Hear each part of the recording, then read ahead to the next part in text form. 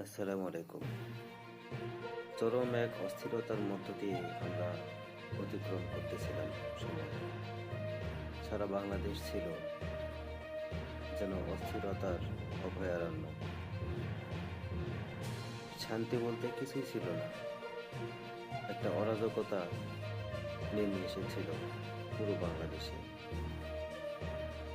সব কিছু মিলিয়ে যে খারাপ সময় সেটা ধীরে ধীরে কেটে যাচ্ছে এবং এখন মনে হচ্ছে যে না, একটা স্থিতিশীল পরিবেশ তৈরি হবে। গতকালকের ভোটে বিএনপি জোট বিপুল পরিমাণ ভোটে বিপুল পরিমাণ আসনে জয়লাভ করেছে এবং তারা সরকার গঠন করতে যাচ্ছে। আশা করি বিগত দিনের ভুলগুলো শুধরে বিএনপি তার সময় উপযোগী সিদ্ধান্ত নেবে এবং সঠিকভাবেই দেশ পরিচালনা করবে। এবং তারেক রহমানের প্রতি উদাত্ত এই আহ্বান থাকবে যে শুধু দলীয় কর্মী আর চাটুকারদের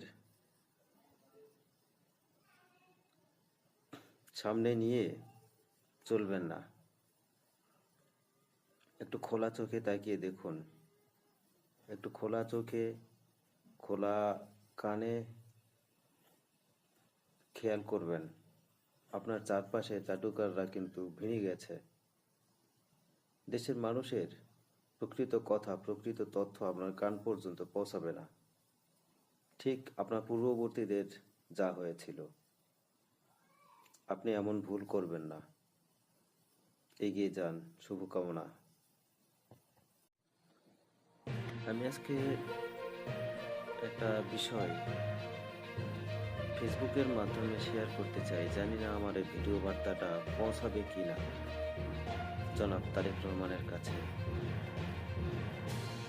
আমি আপনাকে একটা বিষয়ে রিকোয়েস্ট করতে চাই, সেটা হচ্ছে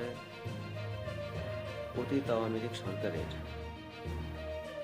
দোসর এবং সরকারের সুবিধাভোগী অনেক লোকজন কেউ পালিয়ে গেছে, কেউ হয়তো বা ঘাপটি মেরে বসে আছে দেশের বিভিন্ন আনাচে কানাচে।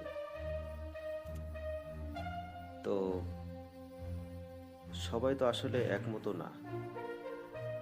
এর মধ্যে কিছু গুণী, কিছু ভালো